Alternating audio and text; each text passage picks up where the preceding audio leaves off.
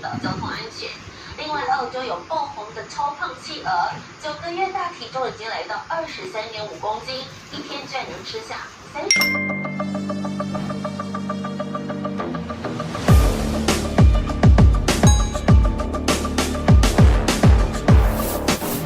Dito kabayan, hindi pa ako nakakalayo. Nagbabagsakan ng mga saging. Nakababa pa lang po ako ng bundok at meron po tayong babayaran na mahalaga sa 7-Eleven. Dito sa kalsada kabayan, talagang medyo pinsala na, konti pa lang. Halos napakalayo pa ng Bagyo kabayan, Batanes pa lang yan.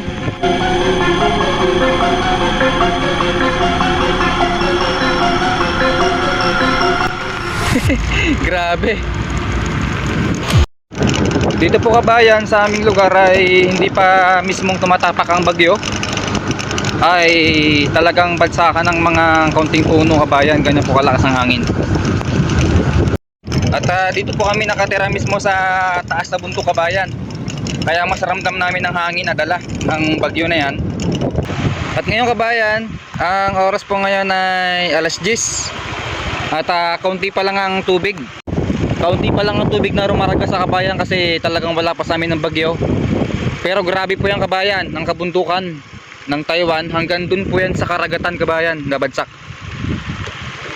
Ang mga tubig na yan mamaya po. At may mga troso. Kabayan, medyo malakas talagang hangin. At tayo po ay napahinto lang dito saglit at papahinahin natin konti kung kaya. Tayo po kasi kabayan ay may babayaran tayo sa 7-Eleven. Para maniwala po kayo sa akin na hindi ako gumagalang bagyo, ito po yun. Yan kabayan, may babayaran tayong mahalaga. At malaking pera po ito. Sa 7-Eleven. Yan. Kaya kailangan natin bumaba kabayan sa kabundukan. At tayo ay nagbablog para po ma-cover natin kabayan na nangyayari sa Taiwan bilang isang OFW. Ingat po kayo palagi. At lalo na po lumalakas ang magkababayan ng bagyo na yan.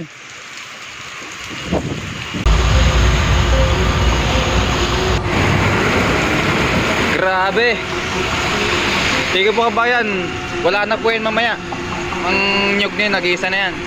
Putol po yan, tingin ko.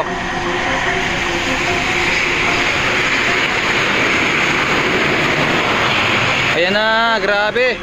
Woo! At dun po kabayan ng dagat.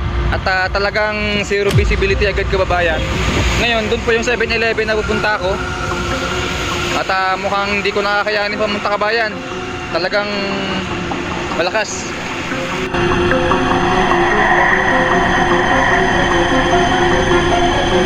Ayan, stranded na tayo. Yan ang mismong cover po niya nang wala pa yung bagyo sa atin.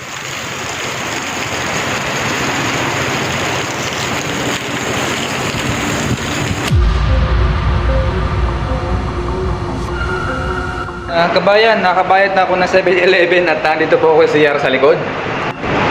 At maya maya po tayo alis kababayan. Yan po, grabe. Oh. Ang lakas ng ulan.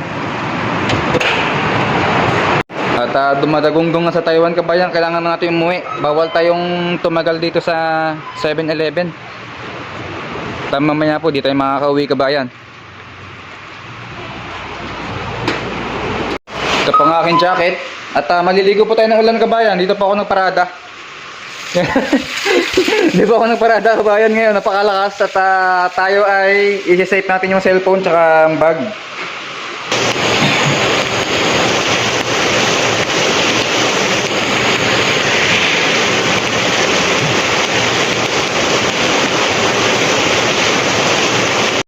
Kabayan, hindi po ako makaka-cover ng mismong aktual ng pagragasan ng kabayan, tubig kasi talagang napakalakas. Kailangan natin makauwi kababayan sa bundok ng ligtas.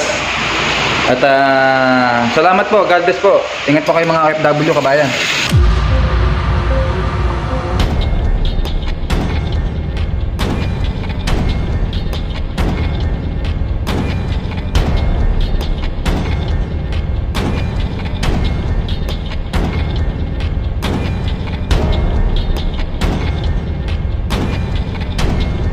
Ayun na kabayan, zero visibility at medyo malayo-layo pa. Ang dating po sa amin dito mga Tuesday to Wednesday pa kabayan, medyo mabagal lang usad ng bagyo na yan. Sana awa ng Diyos lumihis at hindi na tumama sa Taiwan. Ang una po tutubukin niya kabayan ay Pingtong, Kaohsiung, bago pa makarating dito sa amin sa Taitung. Ang kabayan, oh, habang nabagyo may pinagawa. Wala na kasi mga Andren. Bumuti, kanina pa ito tapo.